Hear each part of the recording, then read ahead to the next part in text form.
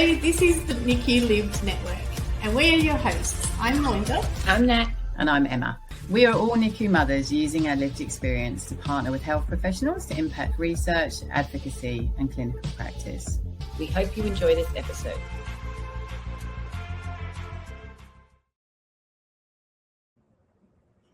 Hello, hi Nat. Hello again. How are you?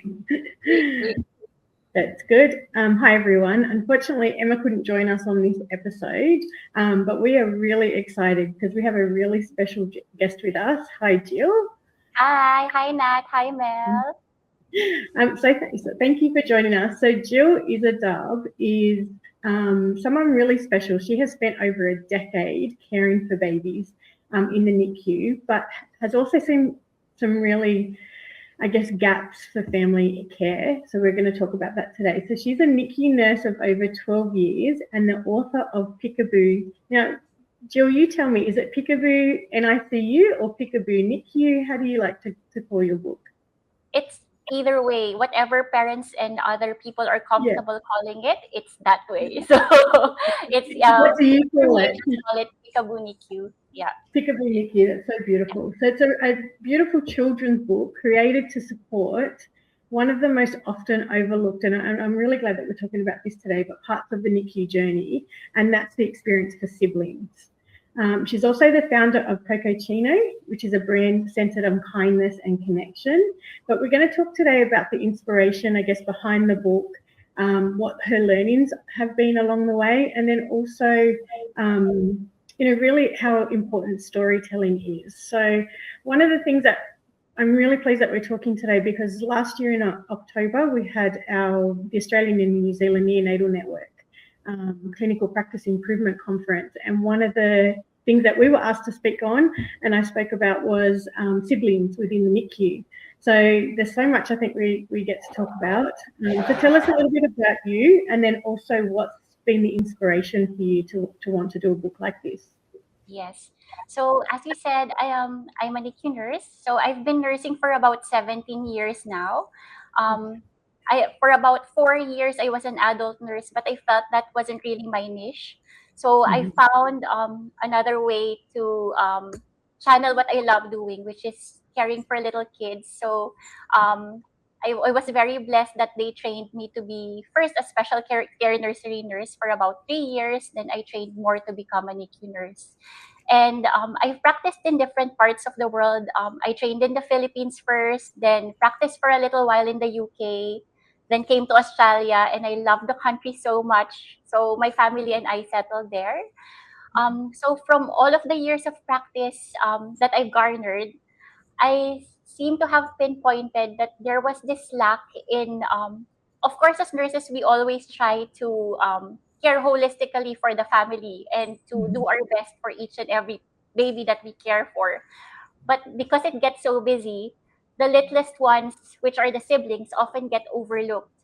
And I think through this book, this is what I want to address. Like, the parents could easily read this book to them and they could understand in their own little way, like what's happening around the NICU, why are there so many people going in and out of the rooms, and sometimes the littlest persons, which are the siblings, have the biggest questions that we often just tend to overlook. And I think this is what I want to address with this picture book. Yeah. That's amazing. Thank you. I'm just wondering, how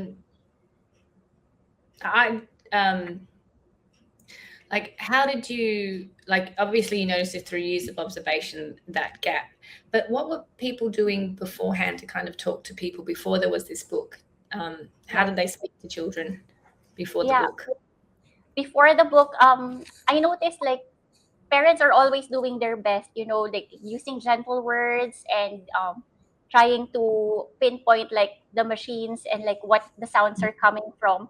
But because there's so many things to process during that time, sometimes it's not explained in gentler ways, and sometimes well-meaning parents or other team members seem to use words or the context gets lost, like kids get more frightened. So the book is a warmer version of explaining to the kids like what the NICU environment is, who the team members are.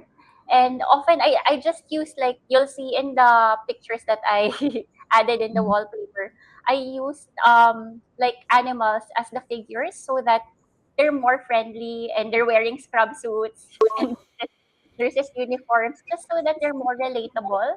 And also I just wanted it to be like more gender neutral for everyone so everyone can identify, whether you're a girl, you're a boy, or you came from different nationalities. um, we just used animal figures for the team members caring for the little ones. Also for the parents and the siblings, we didn't use much faces. We just used like hands for the characters so that everyone can just identify, and they can just read the book and like, oh yeah, I can relate to this. Dr. Bear is the doctor who cares for my little brother. And, Nurse Rabbit, yeah, she comes in and gives medicine to my younger sister. You know, like something really friendly, and the kids can take along with them when um it's a little keepsake as well. So when they flip through, they can just recall like members of the team along the way. Yeah. That's really lovely. What age group is it designed for? So it's designed for as young as 3 to around 8 years old. So younger members of the family. The tone is very warm and it's like a friendly poetry-like book. And at the very end, I put some little things that can be used as like a keepsake. Like this little mushroom, the team members can sign it. So at least when the little holes there are designed for the team members to sign.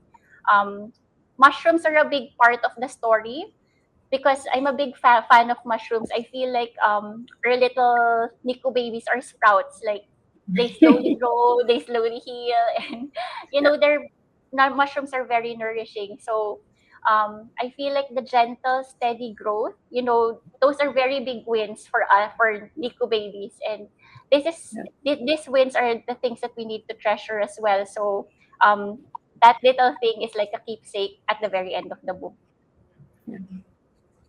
It's really lovely. Yeah.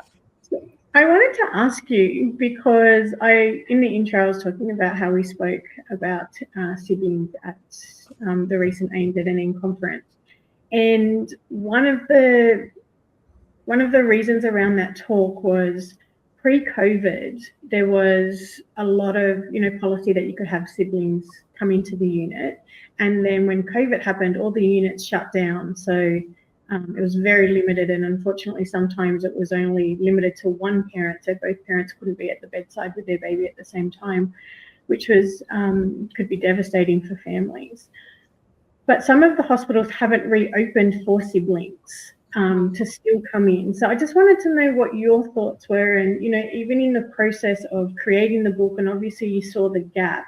Like, what role do you think siblings do play? Why do you think it's important? Because we know that it's important. Nat and I are part of, family integrated care and looking at ways that parents take less of a visitor kind of role in the NICU, but become really integrated with their baby's care team, and that it's more about families. So I'm just interested in your insights into the units who may not still have opened up that policy, or what role do you think having siblings be involved and be part of that process with their families and what that means to them?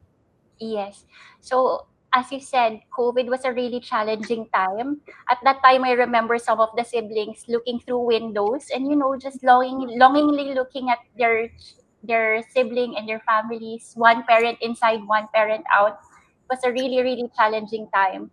And siblings, they're a big part of the family. Like they're when the babies are inside the tummy, obviously they could hear their siblings already talking to them. They're familiar with their voices, and them not being able to participate in even just talking to the child through the incubator, or just to, even if they wash their hands, a simple touch in the feet, something that they could be part of. It's so I feel like it's important to involve them even in little things because this will stay with them. They are also young kids, and they also need things to be explained to them, and this is a really confusing time for the whole family, let alone the little little kids. So I hope that they revisit this policy of letting siblings safely visit the NICU again, because yeah, it not only affects the babies in the NICU, it also affects the development of the young child, Yeah. which is the sibling. Yeah. And how do you balance? Because I know a lot of families that I've spoken to, because the NICU can be a really scary place. It's a very hopeful place, but it's also very serious topics, and especially when babies are really unwell and may not have the outcome that we're looking for. How did you balance that in the book of, yeah, something that can be quite scary and quite traumatic, but then mix that with some hope and help children understand like the seriousness of the situation? That's right. So we all know the reality of the NICU and how scary the environment is. And as you said, not all outcomes can be desirable, but we all do our best to give the care that we want for the baby. So this book introduces the whole team that cares for the child, and that we all do our best so that the child can thrive. And at the very end, it ties it all in and says that we see you, we see the family that cares for the baby as well. It's not only the NICU team, it's the family. They're the most important part. And the healthcare workers see the parents doing their best. So everyone's doing their best for this child. And it's not in our hands, it's out of our hands, but we're all doing our best, and that's the most reassuring thing that we could give. And yeah, this book is all about that. Amazing, thank you. And I'm just wondering, how did you actually, just genuine interest, how did you, like, you realize the gap and you're working in this space already, how did you actually go about developing the book, just the process, like a really quick summary of how did you actually start doing it? Like, Yeah. So it's just one night shift. My colleagues and I were hanging out, and we're like, oh, I really wanted to write a book for a very long time. And in the NICU, there's always this one creative one who creates all of the photos and the footprints and, the bundlings. And that person is me. So, and they're like, oh yeah, maybe you could do this. So that's how it all started. So the team in my NICU actually helped me create this book as well. Like, on nights that are okay, we would review it together, and they would give me ideas on the illustrations.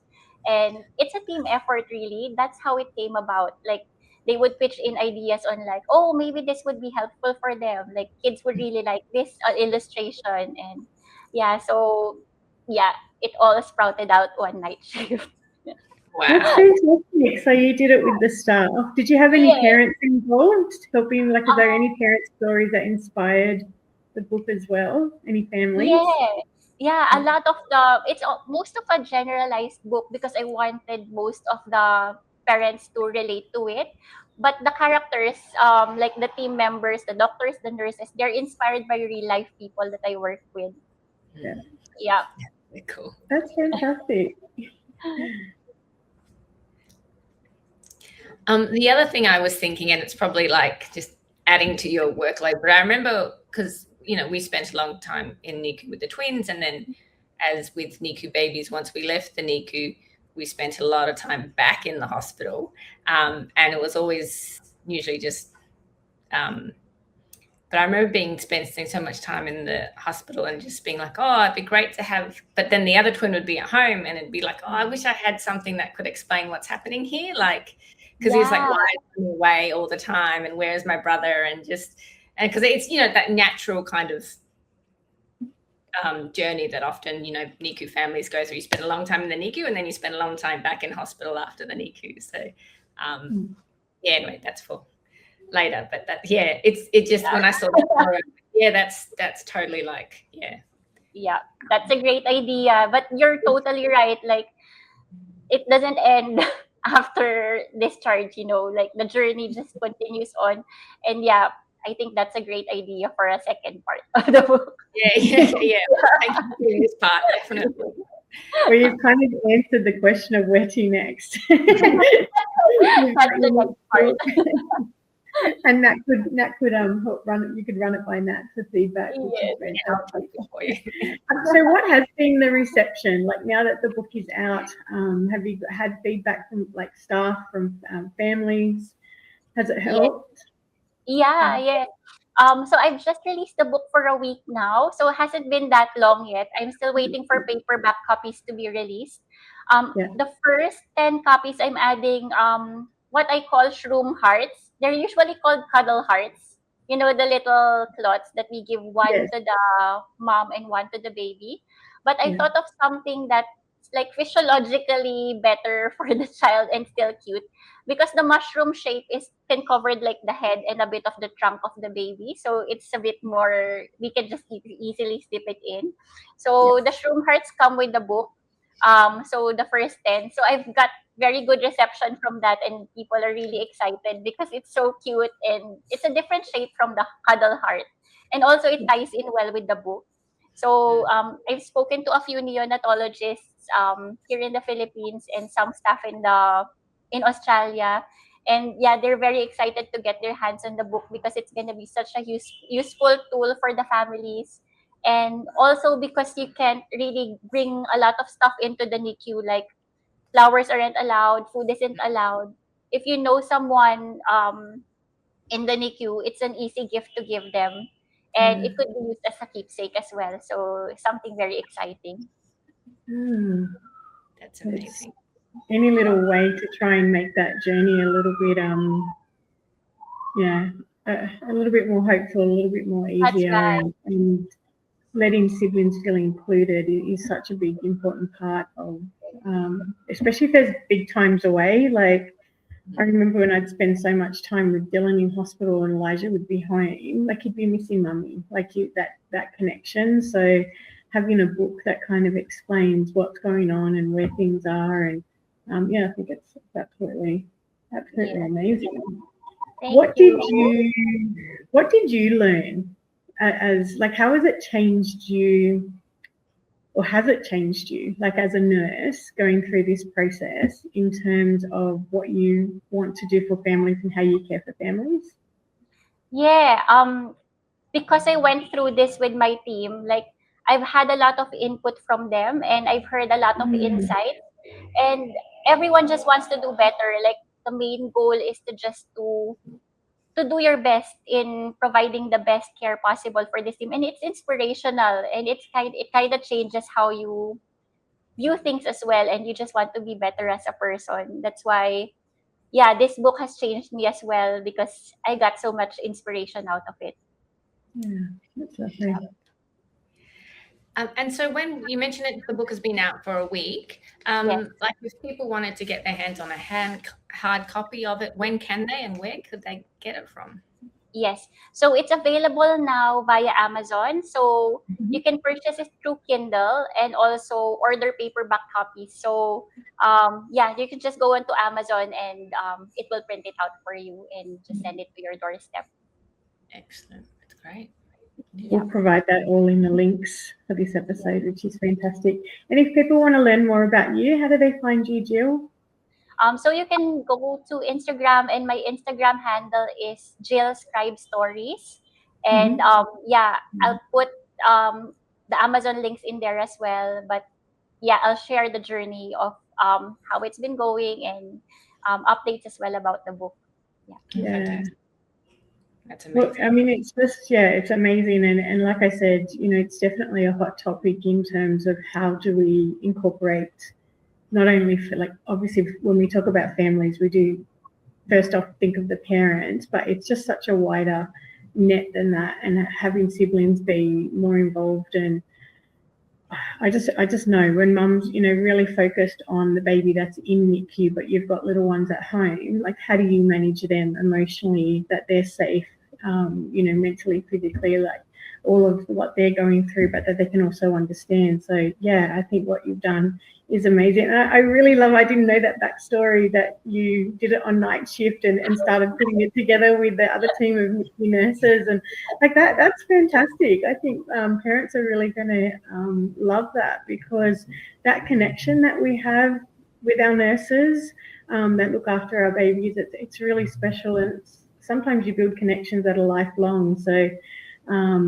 yeah, I think it's really amazing that you had that foresight and that connection to your families to say, I really want to help you through the journey, and this is one way to do that. So Yeah. wonderful. Is there anything else that you wanted to share with us in the audience? No. I just want to all the NICU parents out there, we just want to say that you're doing a great job, and you're doing better than you think. And the healthcare workers out there see what you do, and yeah, you all are amazing.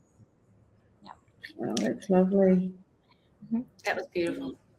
Yeah. Thank you so much, Nat and Mel. Thank Wonderful. you. Yeah, we look forward to hearing more of the other books you do later. Yeah, absolutely. Well, thank you so much for joining us, Jill. Thank you.